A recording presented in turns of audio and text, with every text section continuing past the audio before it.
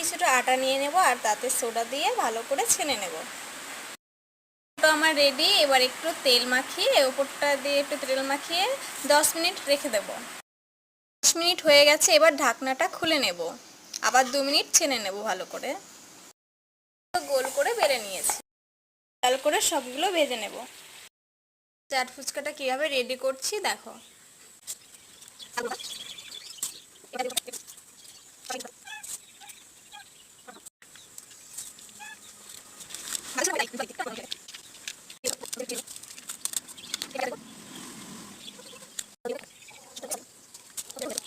Wow, যা লাগছে না।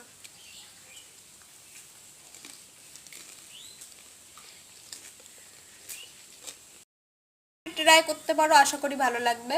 ভিডিওটা ভালো লাগলে লাইক কমেন্ট শেয়ার করে দিও। Tata bye.